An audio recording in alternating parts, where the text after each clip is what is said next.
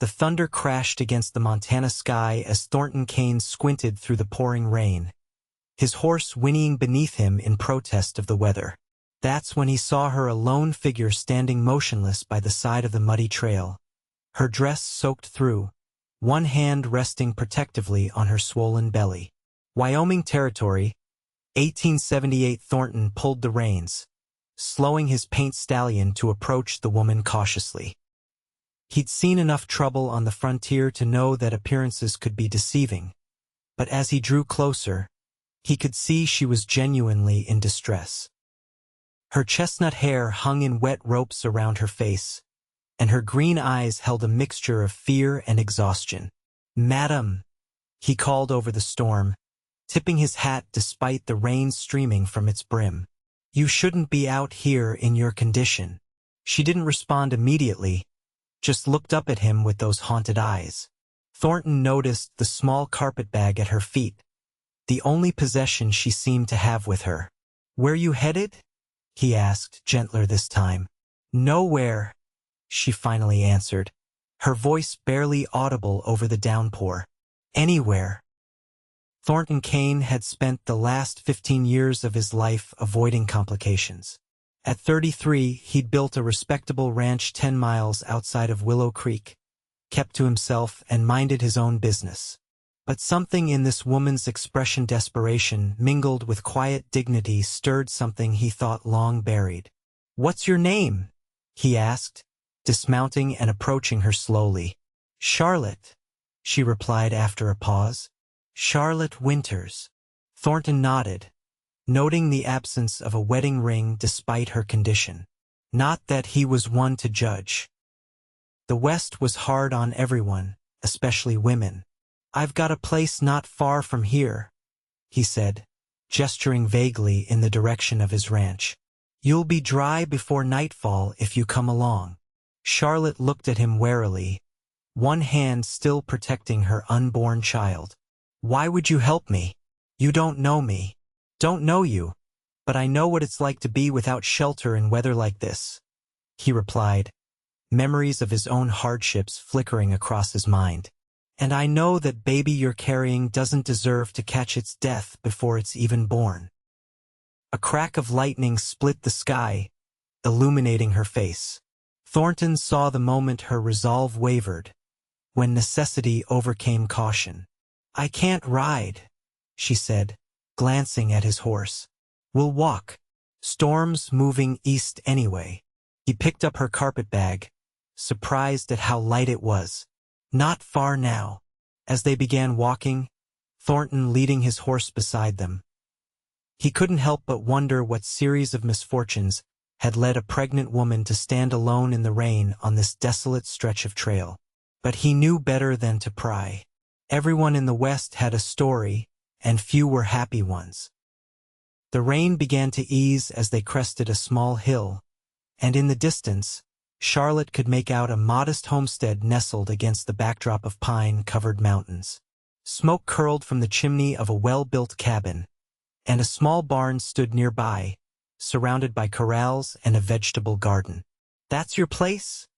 she asked, breaking the silence that had fallen between them. "Yep, Kane Ranch. Nothing fancy, but it's solid." He glanced at her sideways. "How far along are you?" Charlotte's hand instinctively went to her belly. 7 months, near as I can figure." Thornton nodded, filing away this information without comment. They continued in silence until they reached the cabin's porch. He tied his horse to the rail and opened the door, gesturing for her to enter first. The cabin's interior was surprisingly neat for a bachelor's dwelling. A stone fireplace dominated one wall, its fire lending warmth to the single room. A curtain separated what Charlotte assumed was his sleeping area from the main living space. Simple furniture, a table with 4 chairs, a rocking chair, and a small sofa filled the room without crowding it. "Sit by the fire," Thornton instructed, setting her bag down. "I'll fix something hot to drink." Charlotte sank gratefully into the rocking chair nearest the fireplace, feeling the warmth begin to penetrate her sodden clothes. She watched as Thornton moved efficiently around the small kitchen area, putting a kettle on the cookstove and taking down mugs from a shelf. "Thank you," she said quietly. "I don't know what I would have done if you hadn't come along." Thornton shrugged, uncomfortable with gratitude. Anyone would have done the same. "No," Charlotte said, a bitter note entering her voice. "They wouldn't have." Her statement hung in the air between them. Thornton busied himself with preparing tea, giving her space to collect herself. "I've got some clothes that might fit you," he said after a moment. "They belong to my sister. She stayed here a while back." Charlotte looked up, surprised. "You have family nearby?" "Not anymore." His tone discouraged further questions. "The clothes are clean. You should get out of those wet things before you catch a chill." He brought over a steaming mug and handed it to her, then disappeared behind the curtain, returning with a bundle of women's clothing. "Bathroom's out back, but there's a wash basin behind that screen if you want privacy to change." He pointed to a folding screen in the corner. "I'll step outside to tend to my horse. Give you some time."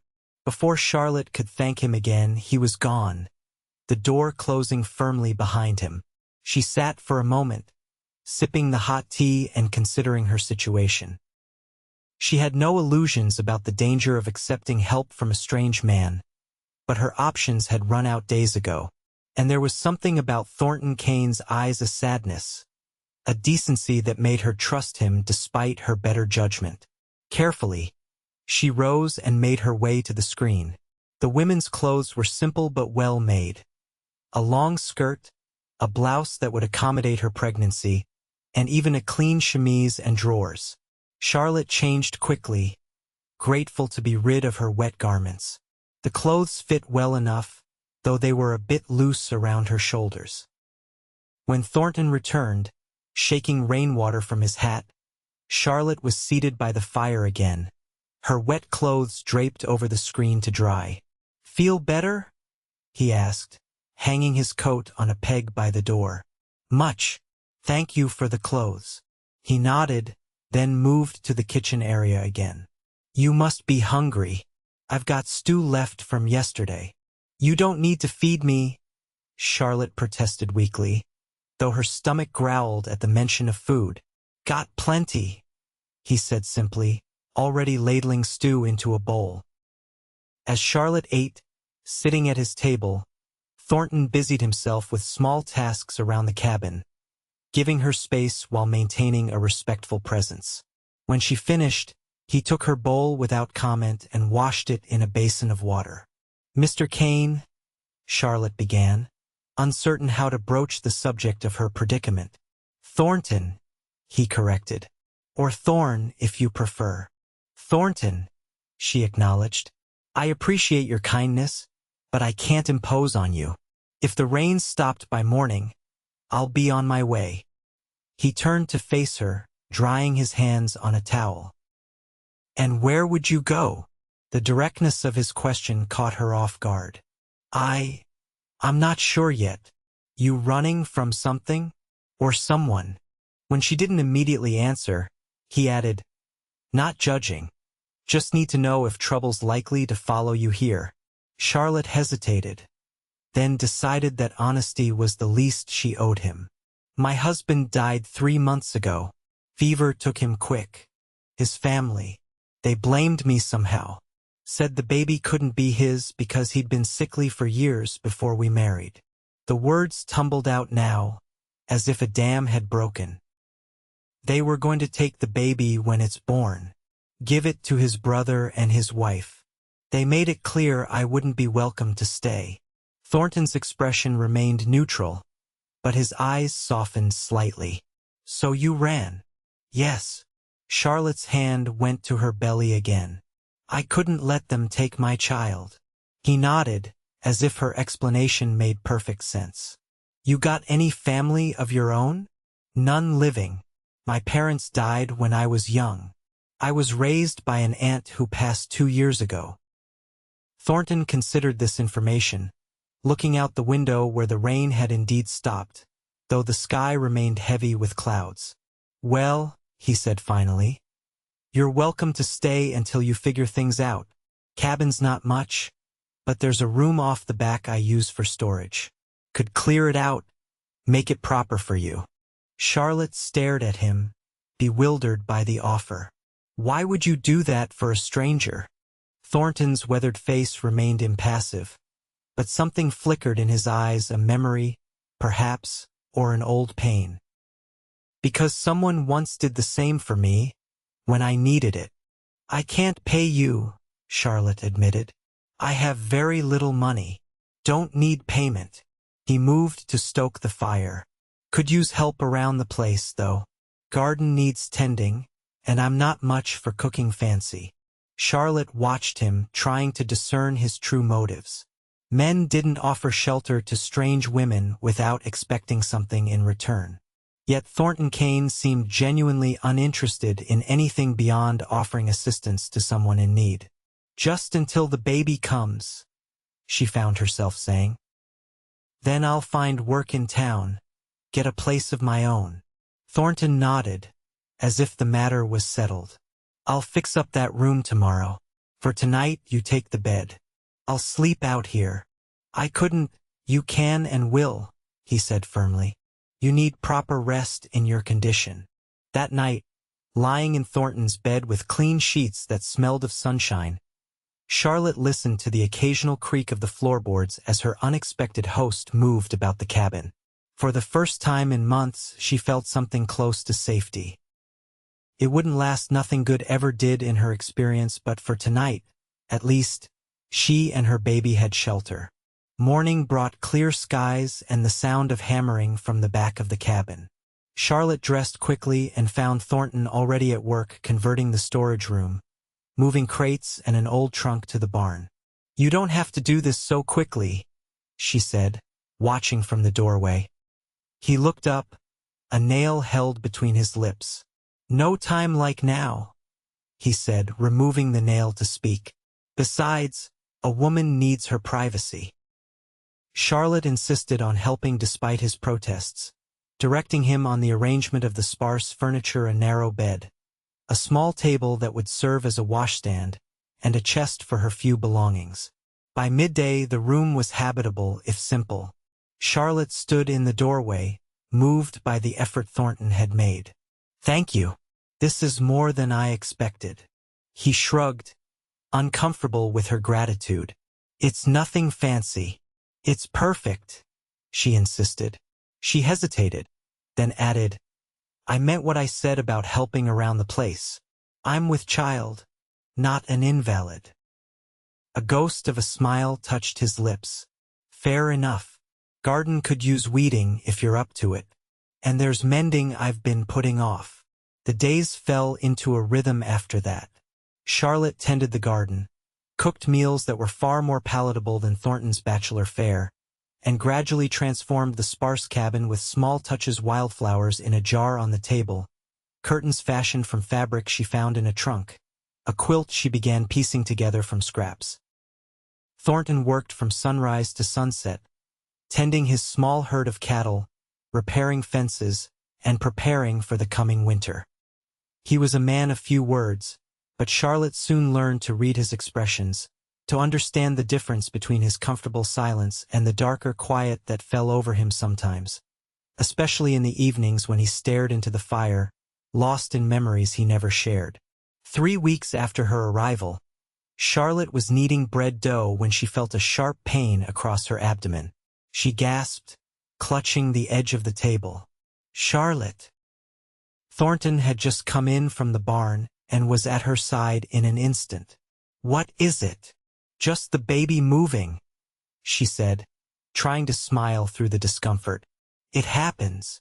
He looked unconvinced. "Maybe you should rest. You've been doing too much." "I'm fine, truly." But even as she said it, another pain gripped her, and she couldn't hide her wince. "That's it," Thornton said firmly. "You're going to lie down, and I'm writing for Doc Jenkins." "The doctor is 15 miles away," Charlotte protested. "And it's probably nothing." but Thornton was already reaching for his hat. "Better safe than sorry. I'll be back before dark." After he left, Charlotte reluctantly lay down on her bed, one hand on her swollen belly. The baby kicked strongly, reassuring her. The pains had subsided, and she began to think Thornton had overreacted. Still, it was touching, his concern for her and the child. In the 7 months since James had died, Charlotte had grown accustomed to facing her troubles alone. Having someone care about her welfare was a novel experience, one that stirred feelings she wasn't ready to examine too closely. Thornton returned with the doctor just as the sun was setting. Dr. Jenkins was an elderly man with kind eyes and a gentle manner. After examining Charlotte, he pronounced that she was experiencing practice contractions, not uncommon in the later stages of pregnancy. "You've got at least a month to go, by my reckoning," he told her. "But you should take it easy. No heavy lifting, mind." After instructing Thornton on signs to watch for that might indicate real labor, the doctor accepted payment and a meal before heading back to town. "Sorry for the fuss," Charlotte said when they were alone again. "You rode all that way for nothing." "Not nothing," Thornton replied. His normally stoic expression softened with relief. "Peace of mind has value." That night, after Charlotte had gone to bed, Thornton sat by the fire, turning over a small wooden carving in his hands. It was a horse, half-finished, the wood smooth from his handling. He'd started it the day after Charlotte arrived, working on it in the evenings when the house was quiet.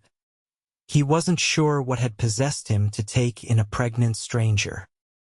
Maybe it was the memory of his own mother, abandoned by his father before Thornton was born, struggling to raise him and his sister alone until consumption took her when he was 12. Or maybe it was simply that Charlotte Winters, with her quiet dignity and determination, had awakened something in him he thought long dead. Whatever the reason, he found himself, for the first time in years, looking forward to each new day, to the sound of her humming as she worked in the garden, to the smell of fresh bread filling the cabin, to the way her face lit up when she felt the baby move. Dangerous thoughts for a man who'd sworn never to let anyone close again. Not after what happened with Sarah. Thornton put the carving away and banked the fire for the night. Best not to dwell on things that couldn't be changed. The following weeks brought a change in the weather, the crisp autumn air turning decidedly colder as November approached. Thornton spent long days cutting and stacking firewood, ensuring they'd have enough to last the winter. Charlotte, despite his admonitions to rest, insisted on preserving the last of the garden's bounty, filling the root cellar with jars of vegetables and fruits. One evening, as the first snow of the season dusted the ground, Thornton returned from checking on a sick calf to find Charlotte sitting in the rocking chair, her face pensive as she worked on the quilt. "Something troubling you?" he asked, hanging his coat by the door. She looked up, startled from her thoughts. "Just thinking about the baby, about what kind of life I can give it." Thornton poured himself a cup of coffee and sat across from her. "You'll manage. You're stronger than you think." Charlotte set aside her sewing. "Am I? I have no home, no money, no prospects. What kind of mother can I be?" "The kind that ran from comfort and security to keep her child," Thornton said quietly. "That counts for something." Charlotte's eyes filled with tears, a reaction that clearly alarmed him. "I'm sorry," she said, wiping them away. "It's just, no one has ever had such faith in me." Thornton shifted uncomfortably and used to emotional displays. "Just stating facts." He hesitated, then added, "And you do have a home, here, for as long as you need it." Their eyes met across the room, and something unspoken passed between them, an acknowledgement that in the short time they'd known each other, something had changed. The cabin was no longer simply Thornton's solitary domain. It had become a place where both of them belonged. The moment was broken by a knock at the door, an unusual occurrence given their remote location. Thornton frowned, rising to answer it. A tall man in a worn duster stood on the porch, his hat pulled low against the snow. "Evening," he said. "Name's Marshall Thomas Reeves.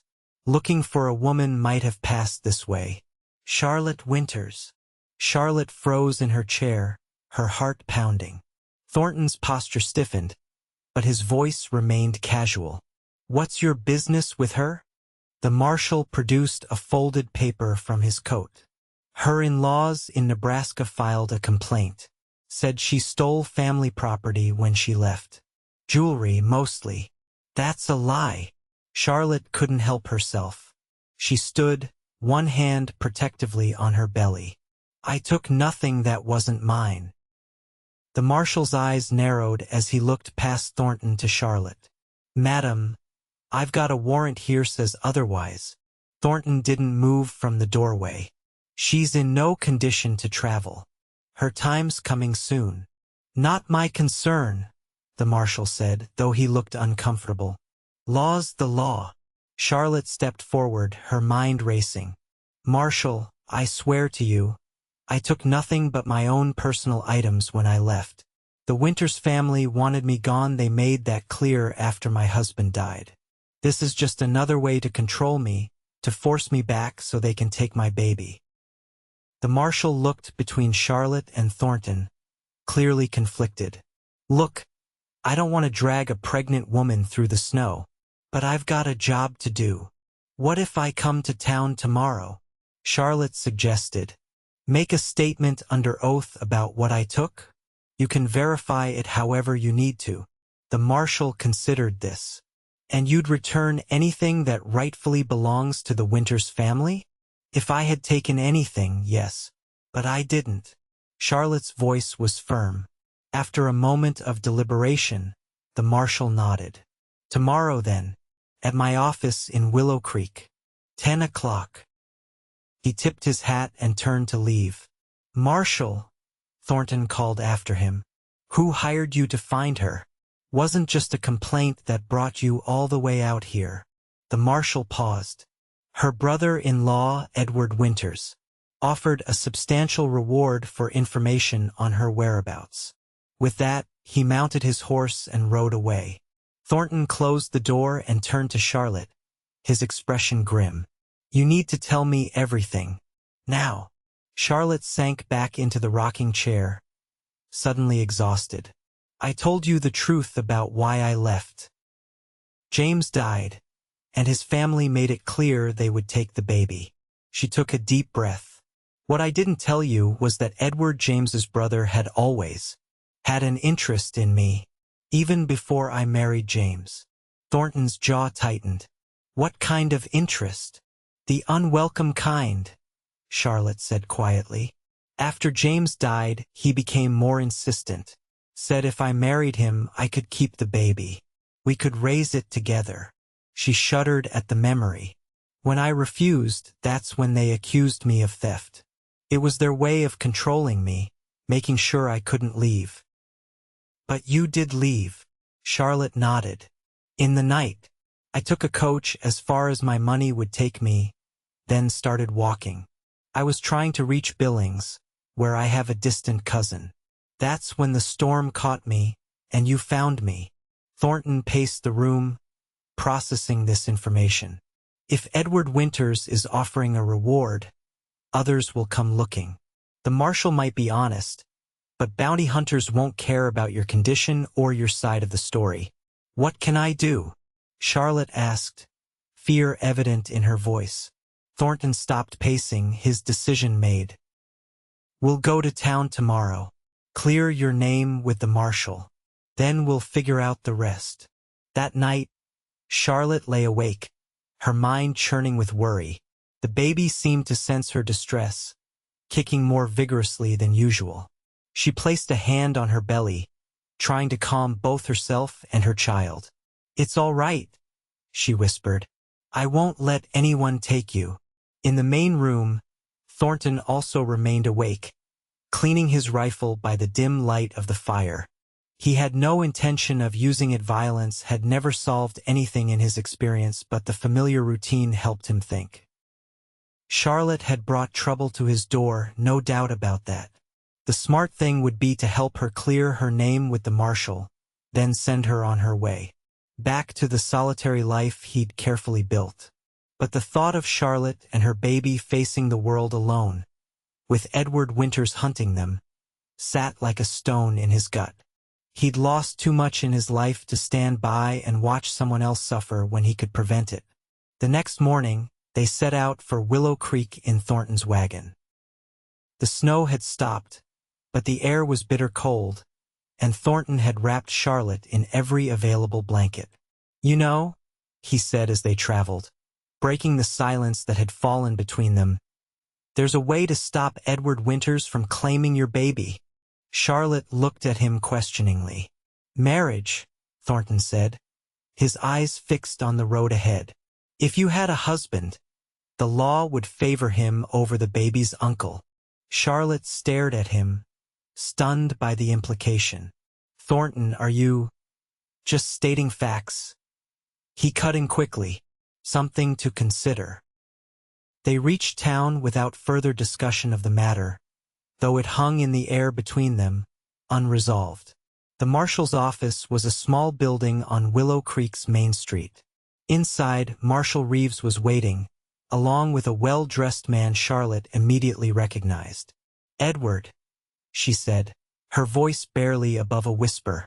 Edward Winters rose from his chair, a smile that didn't reach his eyes spreading across his handsome face. "Charlotte, you've led us on quite a chase." Thornton stepped slightly in front of Charlotte, his presence solid and reassuring. "Marshal, you didn't mention Mr. Winters would be here." "He arrived this morning," the marshal explained. "Said he wanted to resolve the matter personally." Edward approached, his gaze fixed on Charlotte's swollen belly. "You're looking well, Charlotte, despite your difficult circumstances." "There's nothing difficult about my circumstances," Charlotte replied, finding her courage. "I've made a new life for myself and my baby." Edward's smile tightened. "A life of what? Living in sin with a rancher?" He looked pointedly at Thornton. "My brother's child deserves better." "Watch your mouth," Thornton warned, his voice low. The marshal intervened. "Let's all calm down. We're here to address the theft accusation." "There was no theft," Charlotte insisted. "Everything I took belonged to me." Edward produced a list from his pocket. A pearl necklace, diamond earrings, and a ruby ring, all Winter family heirlooms given to Charlotte to wear, not to keep. "James gave me those as gifts," Charlotte countered. "And even if he hadn't, I didn't take them. They're still in your mother's jewelry box where they've always been." Edward feigned surprise. "Are they? Then you won't mind if we search your belongings to confirm." "This is ridiculous," Thornton interjected. "You can't possibly expect—" "Actually," the marshal cut in, "the warrant does allow for a search." Charlotte straightened her shoulders. "Search, then. You'll find nothing but my own modest possessions." The marshal nodded to a deputy, who followed Charlotte outside to the wagon where her carpetbag was stored. Thornton remained in the office, his eyes never leaving Edward. "You know," Edward said conversationally once they were alone with the marshal, "Charlotte has always been unstable, prone to flights of fancy. It's why my family is so concerned about the baby." "She seems perfectly stable to me," Thornton replied coldly, "and devoted to her child." Edward smiled. "You barely know her. We've known Charlotte for years. Her emotional episodes are well documented." Before Thornton could respond, the deputy returned, Charlotte following behind him with a triumphant expression. "Nothing, Marshal," the deputy reported. "Just clothes and such." Edward's face darkened momentarily before his smooth facade returned. "Well, perhaps I was mistaken about what she took. But the fact remains, Charlotte is in no position to care for my brother's child. She has no home, no means of support. That's not true, Charlotte argued. I have both. Edward raised an eyebrow. Oh? And what exactly is your arrangement with Mr. Kane here?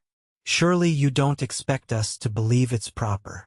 It is proper, Thornton said firmly, because Charlotte is my wife. The statement landed like a thunderclap in the small office. Charlotte's eyes widened in shock, but she quickly composed herself, recognizing Thornton's strategy. Your wife, Edward repeated incredulously. Since when? Since 2 weeks ago, Thornton improvised. Small ceremony, just us and Preacher Davis from over in Bristol. The marshal looked between them, skeptical.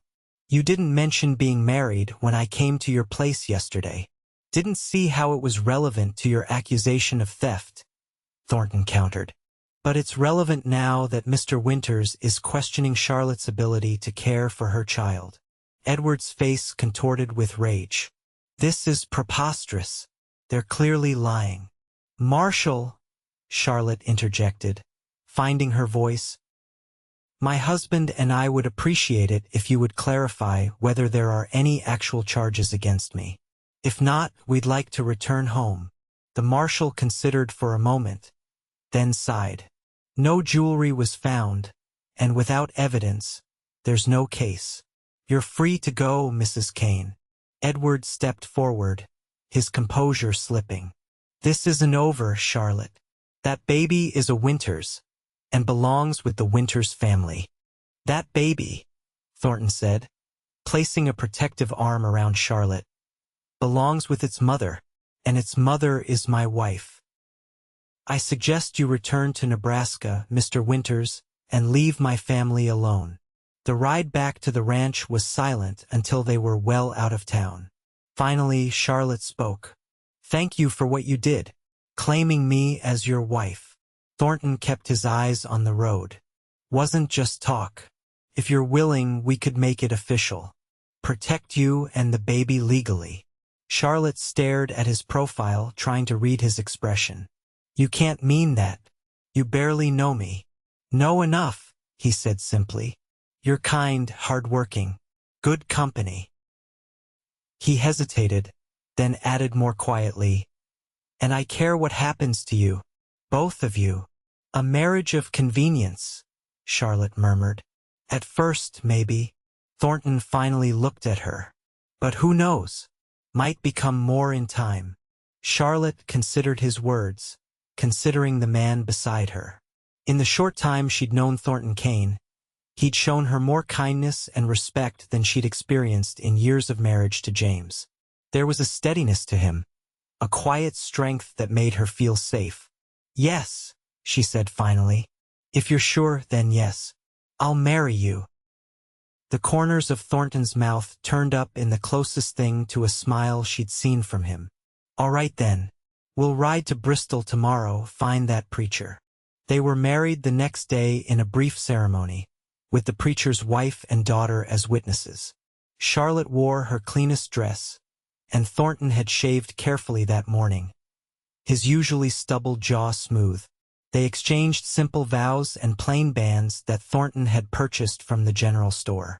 Not exactly a fairy tale wedding, he apologized as they drove home afterward. Charlotte touched the simple gold band on her finger. It's more than I ever expected to have again.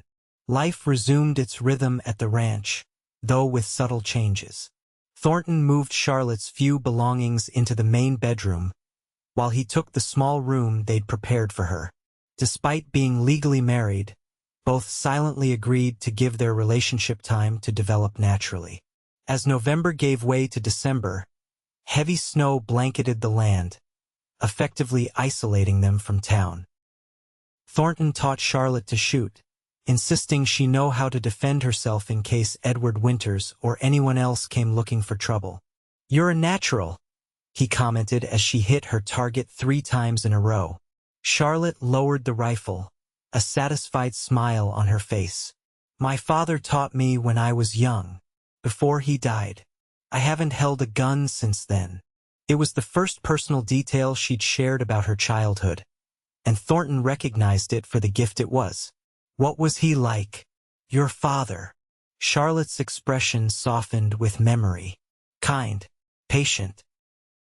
He was a carpenter, could make beautiful things from the plainest wood. She glanced at Thornton. Like you with your carvings. He looked surprised. You've seen those? The horse you're making. I found it when I was dusting. Her eyes met his. It's beautiful. Thornton looked away, uncomfortable with the praise. Just passing time. It's more than that, Charlotte insisted. It's art. That evening, Thornton presented her with the finished carving, a mare with a tiny foal nestled against her side. For the baby, he said gruffly. When it comes. Charlotte ran her fingers over the smooth wood, touched beyond words by the gesture. Thank you.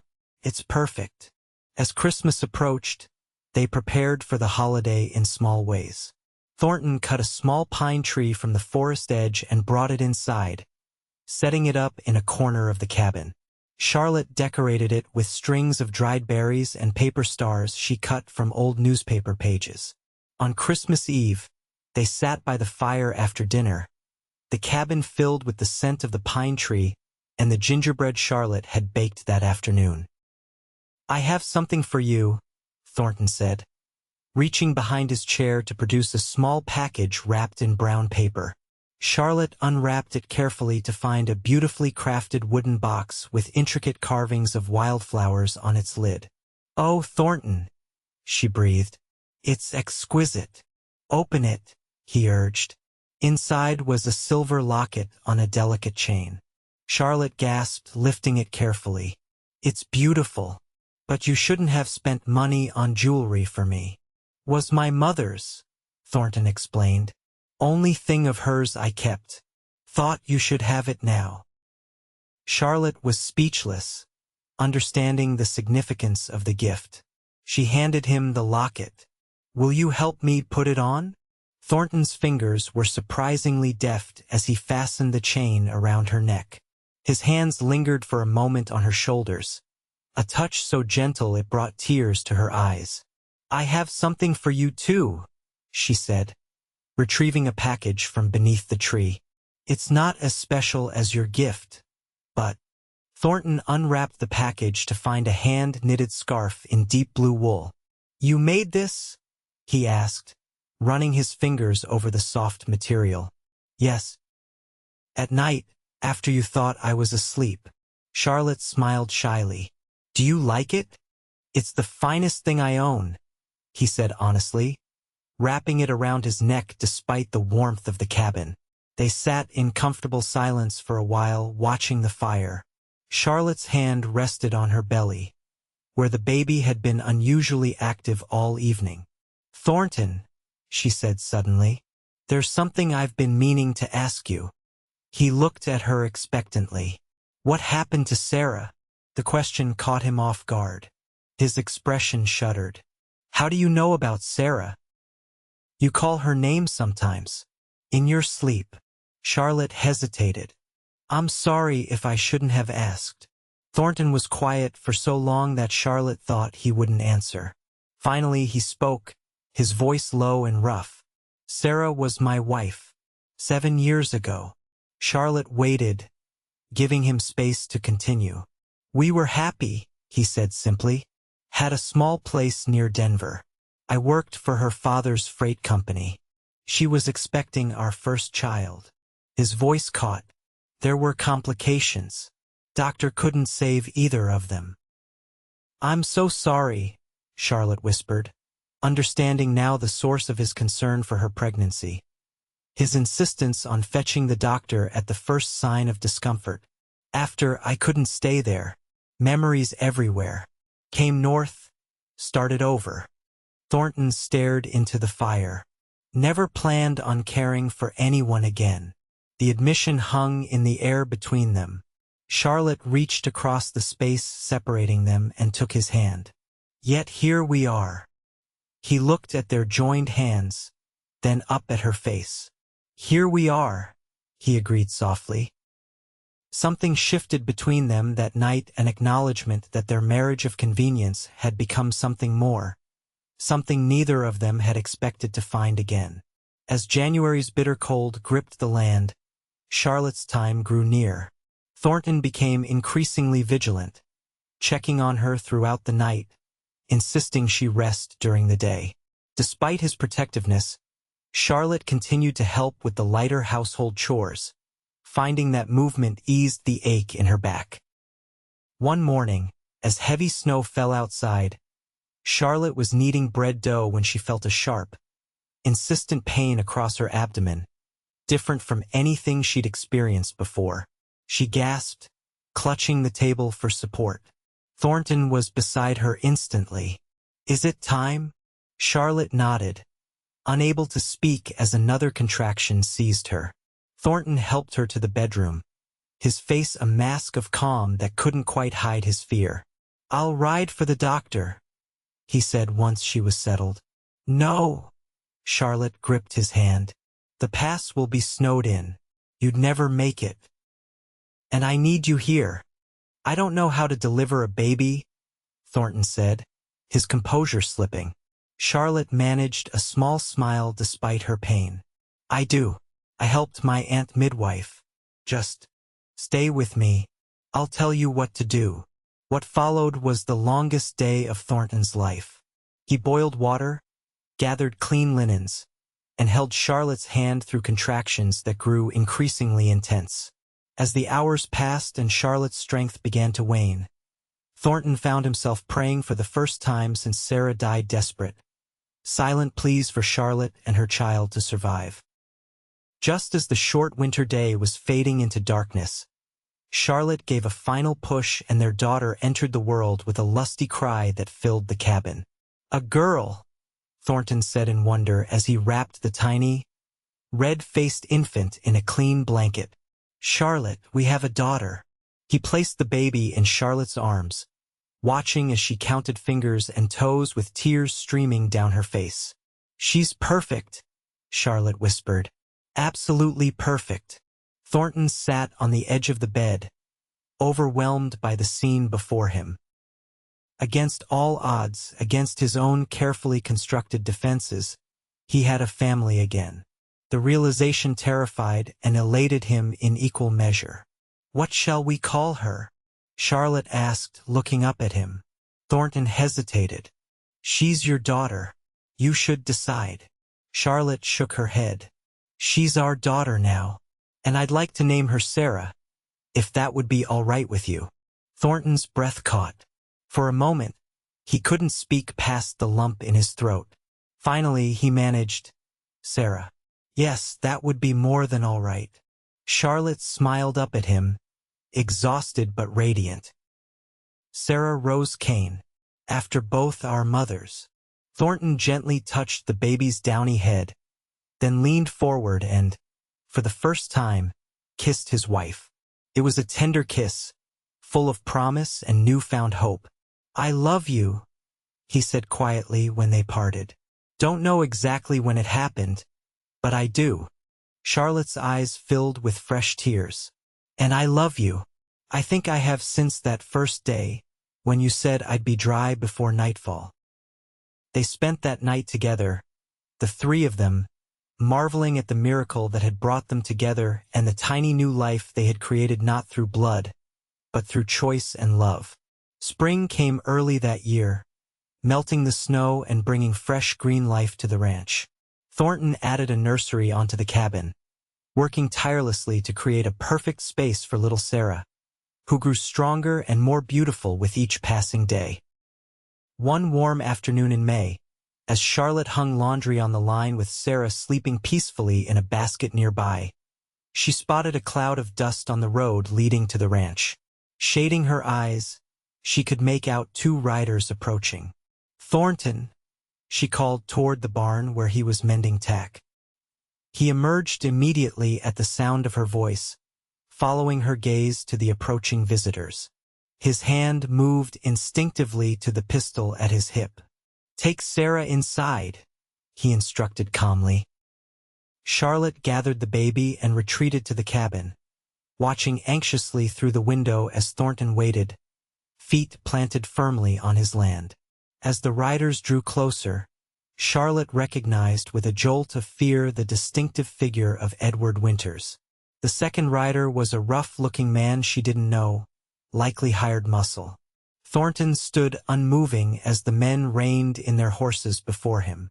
Charlotte couldn't hear the exchange, but she could see the tension in Thornton's posture, the aggressive gestures from Edward. After several minutes, Edward dismounted and approached the cabin, Thornton following close behind with one hand still near his weapon. Charlotte opened the door before they reached it, standing in the doorway with Sarah cradled protectively in her arms. "Edward," she acknowledged coldly. Edward's eyes fixed immediately on the baby. "So it's true. The child has been born." His gaze shifted to Charlotte. "You look well, Charlotte. Marriage seems to agree with you. What do you want?" Charlotte asked, though she already knew. "To see my niece, of course." Edward smiled, but it didn't reach his eyes. "May I?" "No," Thornton said flatly. "You've seen her from there. That's enough." Edward's smile faded. "I have rights. She's my brother's child." "She's my husband's child," Charlotte corrected. "Legally and in every way that matters." Edward's face darkened with anger. "You think a hasty marriage to a backwater rancher changes anything? I have influence, connections. One word from me about your questionable mental state, and enough." Thornton interrupted, his voice dangerously quiet. "You've said your piece. Now you can leave." "My wife doesn't need to hear your threats." Edward studied Thornton, seeming to reassess the man before him. "You know, Kane, I could make it worth your while to step aside. A man in your position could use a financial windfall." Thornton's expression didn't change. "A man in my position has everything he needs right here." For a long moment, Edward stood silent, looking between Charlotte, Thornton, and the baby. Finally, he said, "This isn't over. I'll be watching, waiting. The first mistake you make, the first sign that child isn't being properly cared for, get off my land." Thornton cut him off. "And don't come back unless you want to leave in a pine box." Edward's face contorted with fury, but something in Thornton's steady gaze must have convinced him this was not a battle he could win today. Without another word, he returned to his horse, mounted, and rode away with his companion. That night, after Sarah was asleep in her cradle, Thornton and Charlotte sat on the porch, watching the stars emerge in the darkening sky. "He'll be back," Charlotte said quietly. "Or send someone else. Edward doesn't give up easily." "Let him come," Thornton replied, his arm around her shoulders. "We'll be ready." Charlotte leaned against him, drawing comfort from his solid presence. "I never thought I'd find this," she admitted. "A home. Someone who would stand by me, protect me." "Same goes," Thornton said, his voice rough with emotion. "After Sarah, my first wife, I thought that part of my life was over. Then I found you standing in the rain." Charlotte smiled at the memory, "and promised I'd be dry before nightfall. Best promise I ever kept." He kissed the top of her head. "We should think about moving." Charlotte looked up at him in surprise. "Moving? But you love this place." "Love you and Sarah more," he replied simply. "Edward knows where we are. Might be safer to start fresh somewhere else. Oregon, maybe, or California." "What about the ranch? Everything you've built here?" Thornton shrugged. "Land is land. Can build again. What matters is keeping you and Sarah safe." Charlotte considered his words, touched by his willingness to leave everything behind for them. "Let's not decide yet," she suggested. "Edward may not be as determined as we fear." But Thornton wasn't convinced. Man like that used to getting his way. He won't give up easily. His prediction proved accurate. Over the next few months, there were signs of trouble cattle found with mysterious injuries, a fire in one of the outbuildings that was clearly set intentionally, and rumors in town that Charlotte was unstable and the baby neglected. Through it all, Thornton remained steadfast, increasing security around the ranch and making sure Charlotte was never alone. The townspeople, who had known Thornton for years, dismissed the rumors, instead embracing Charlotte and baby Sarah as their own. As Sarah's first birthday approached, tension had become a constant companion in their otherwise happy life. Charlotte found herself jumping at shadows, checking and rechecking the locks at night. One evening, as they prepared for bed, Thornton finally said what they'd both been thinking. "This can't go on, Charlotte. Living in fear isn't a life." Charlotte nodded, cradling Sarah, who had fallen asleep at her breast. "What do you suggest?" "I've been corresponding with a lawyer in Denver. He thinks we have a case for a legal injunction against Edward, prevent him from coming near us or making claims on Sarah." "On what grounds?" "Harassment, threats, the fire he set." Thornton sat beside her on the bed. "It would mean going to Denver, testifying." Charlotte considered this. "Facing Edward in court." "Yes, but with the law firmly on our side after." It was a daunting prospect, but the alternative, continuing to live in fear, was worse. "When would we go?" "Soon as we can arrange it. Next week, if possible." Charlotte looked down at their sleeping daughter, her heart full of fierce maternal protectiveness. "All right, for Sarah's sake. For our family." The journey to Denver was long and uncomfortable, especially with a 1-year-old, but they managed it without incident. The city had grown significantly since Thornton had last seen it, sprawling outward with new buildings and businesses. Their lawyer, Mr. Abernathy, was a serious man with spectacles and a reassuring confidence in their case. Mrs. Kane's first husband left no will specifying guardianship of any children, he explained. "And Mr. Kane legally adopted Sarah when you married. Mr. Winters has no legal claim whatsoever." "He'll argue that I'm unfit," Charlotte said. "He's been spreading rumors to that effect for months." "Character witnesses will counter that," Mr. Abernathy replied. "I've taken statements from your doctor, your neighbors, even the marshal who initially investigated the theft accusation." The hearing was set for the following week. In the meantime, they stayed in a modest hotel, venturing out only when necessary. Though they had no reason to believe Edward knew they were in Denver, caution had become second nature. On the third day, as Charlotte walked back to the hotel from a nearby shop, Sarah bundled in her arms. She had the distinct feeling of being watched. Quickening her pace, she glanced over her shoulder to see a familiar figure half a block behind. "Edward." Heart pounding, Charlotte clutched Sarah tighter and hurried toward the hotel.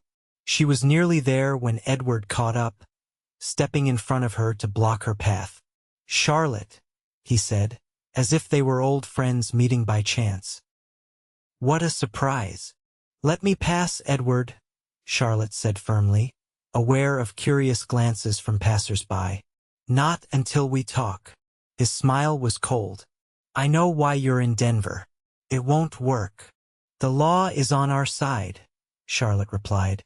"You have no claim to Sarah." Edward leaned closer, his voice dropping to a menacing whisper. "Laws can be flexible with the right incentive, and judges can be persuaded, especially when a woman's mental stability is in question." "Is that a threat?" Charlotte demanded, loud enough for others to hear. Edward straightened, his public facade returning. "Not at all. Simply a statement of fact. Think carefully about proceeding with this hearing, Charlotte. Some things, once said, can't be unsaid."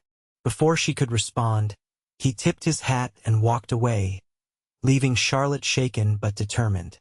That evening, she related the encounter to Thornton. "He's threatening to say something at the hearing. Something he thinks will damage my reputation." Thornton paced their small hotel room, his expression grim.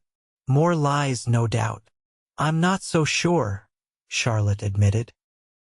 There are things about my past, about my marriage to James, that I've never told anyone. Thornton stopped pacing to look at her. Nothing he could say would change how I feel about you. It might change how the judge feels, Charlotte countered. If Edward is planning what I think he is. Tell me, Thornton urged gently. Whatever it is, we'll face it together. Charlotte took a deep breath, gathering her courage. James and I were married for 3 years before he died. In that time, I lost 2 babies. Miscarriages early in the pregnancies. Her voice caught. Edward and his mother suggested it was my fault somehow. That I was too high-strung, too emotional. That I caused the losses by not being calm enough. Thornton's face softened with understanding. Charlotte, that's ridiculous. Miscarriages happen for all sorts of reasons. None of them your fault. I know that now, Charlotte said. But at the time I was young and grieving. I believed them, started doubting myself, my ability to be a mother. She looked down at Sarah, sleeping peacefully in her cradle. When I became pregnant with Sarah, I was terrified I'd lose her too. That's part of why I ran, not just to keep her from them, but to get away from their constant reminders of my failures. Thornton crossed the room to kneel before her, taking her hands in his. You are the strongest woman I've ever known. A wonderful mother. Don't let Edward make you doubt yourself again. Charlotte nodded, drawing strength from his unwavering faith in her. I won't. But if he brings this up in court, makes it sound like I'm unstable. Then we'll counter with the truth, Thornton said firmly. That you're a loving mother who has been harassed and threatened by a man trying to control you and take your child. The day of the hearing dawned clear and cold. Charlotte dressed carefully in her best dress, a deep blue that complemented her complexion. Thornton wore a suit borrowed from Mr. Abernathy, looking uncomfortable but distinguished. The courthouse was imposing, its marble halls echoing with footsteps and whispered conversations. Charlotte held Sarah close as they followed Mr. Abernathy to the appointed courtroom. Edward was already there with his lawyer, a slick-looking man with a gold watch chain. Edward smirked when he saw them, his confidence evident. The hearing began with formal introductions and a brief explanation of the case by the judge, an older man with kind eyes but a no-nonsense demeanor.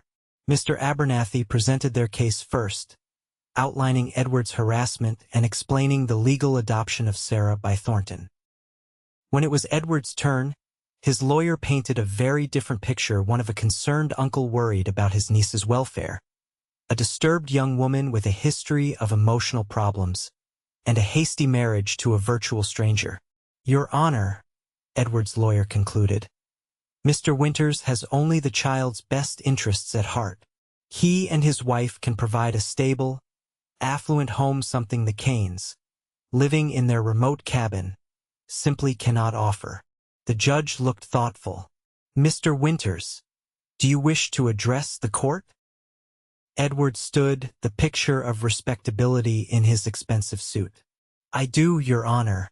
I feel it's important that the court understand the delicate nature of my sister-in-law's condition. Charlotte tensed, knowing what was coming. Charlotte has suffered from melancholy and nervous disorders for years, Edward continued smoothly. During her marriage to my brother, she lost 2 pregnancies, tragedies that further destabilized her mental state. After my brother's death, her behavior became increasingly erratic. She fled in the night, taking family heirlooms. Objection. Mr. Abernathy interrupted.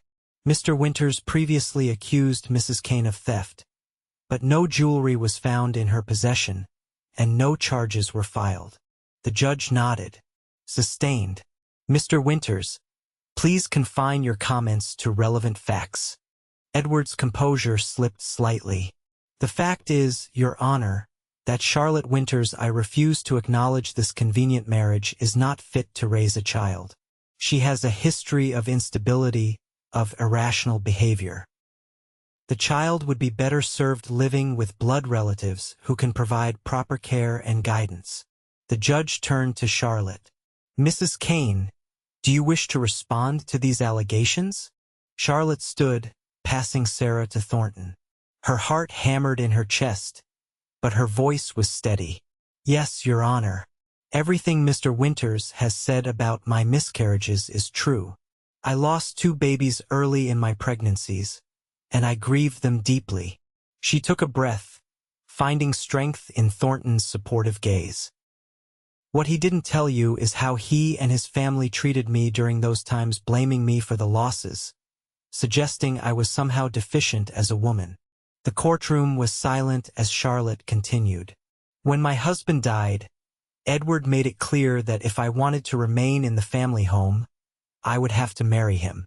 When I refused, he threatened to take my unborn child once it was born. She looked directly at Edward as she spoke. I left not because I was unstable, but because I was protecting my baby from a man who saw her as property to be controlled. And the alleged theft? The judge inquired. A fabrication, Charlotte replied firmly. A reason to send the law after me, to force me back under his control. The judge considered this, then asked, Mr. Kane, what is your perspective on this situation? Thornton stood, cradling Sarah against his chest. Your Honor, when I found Charlotte, she was alone in the rain, pregnant and afraid. I offered her shelter, and in time we fell in love. I asked her to be my wife not out of convenience, but because I couldn't imagine my life without her. He looked down at Sarah, his expression softening. This child may not be of my blood, but she is my daughter in every way that matters. I would give my life to protect her and her mother from anyone who threatened them, including Edward Winters. The judge studied Thornton for a long moment, then turned his attention to Edward. Mr. Winters, do you have any evidence, medical records, witness statements to support your claims about Mrs. Kane's mental state? Edward hesitated. No specific documentation, Your Honor, but then all we have is your word against hers. The judge interrupted. And from what I've heard today, Mrs. Kane's account seems more credible. Edward's face darkened with anger. She has bewitched you, just as she has bewitched this rancher. Charlotte has always been manipulative, using her beauty and supposed fragility to— That's enough, the judge said sharply. Mr. Winters, you're not helping your case with these emotional outbursts. After hearing from several character witnesses, including the marshal from Willow Creek, who testified to Edward's obsessive pursuit of Charlotte, the judge retired to consider his decision. The wait was excruciating, with Edward glaring at them from across the room. Finally, the judge returned. Having considered all testimony and evidence, I find no legal basis for Mr. Winters's claim on the child known as Sarah Rose Kane. Furthermore, I am issuing a restraining order prohibiting Edward Winters from approaching within 100 yards of Charlotte Kane, Thornton Kane, or their daughter Sarah. Charlotte sagged with relief, tears springing to her eyes. Thornton's arm went around her waist, supporting her. This case is dismissed, the judge concluded, bringing down his gavel.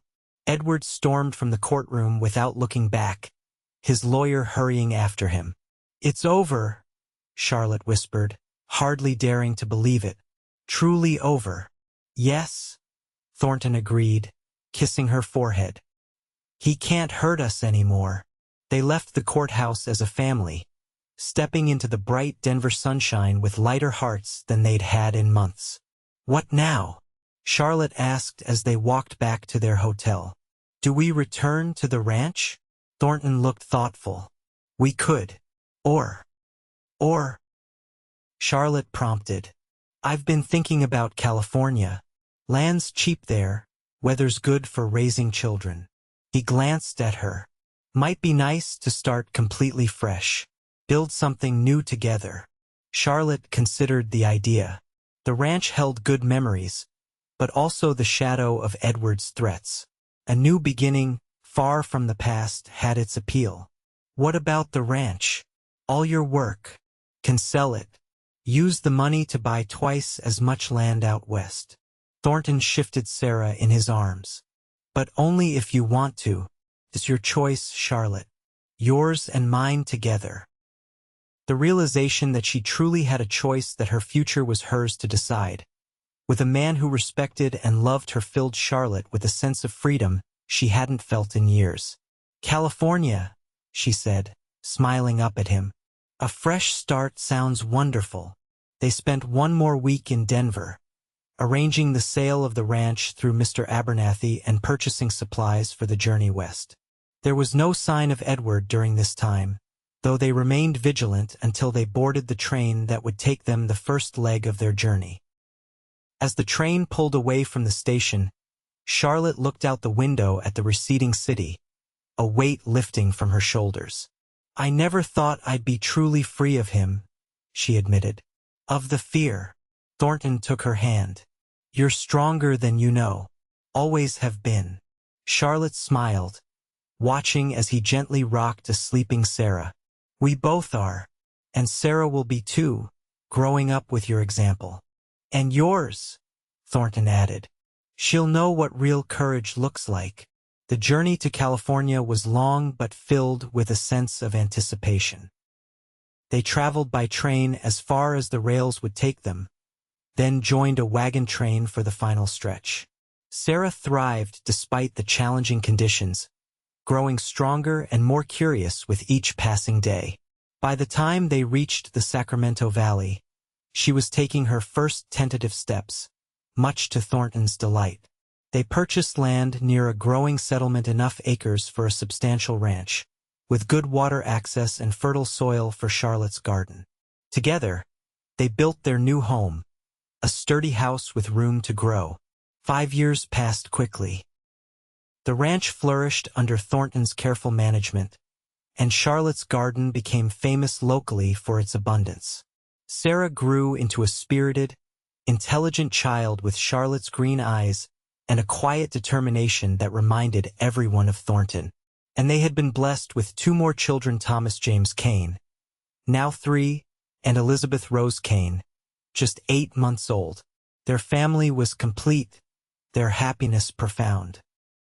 On the anniversary of the day Thornton had found Charlotte standing in the rain, they sat on the porch of their California home, watching Sarah and Thomas chase fireflies in the twilight. Do you ever regret it? Charlotte asked softly. Taking in a pregnant stranger that day? Thornton looked at her, his eyes reflecting the same love that had grown steadily between them over the years. Not for a single moment. Charlotte smiled, leaning against his shoulder. Nor do I. You promised I'd be dry before nightfall, but you gave me so much more than shelter. We gave each other what we needed, Thornton replied, his arm around her waist. A second chance. A family. As darkness fell completely, they gathered their children and went inside, closing the door on the peaceful California night. In the home they had built together, far from the shadows of the past, Thornton and Charlotte Kane had found something neither had dared hope for again, a love that would last a lifetime, born from a chance encounter in the rain.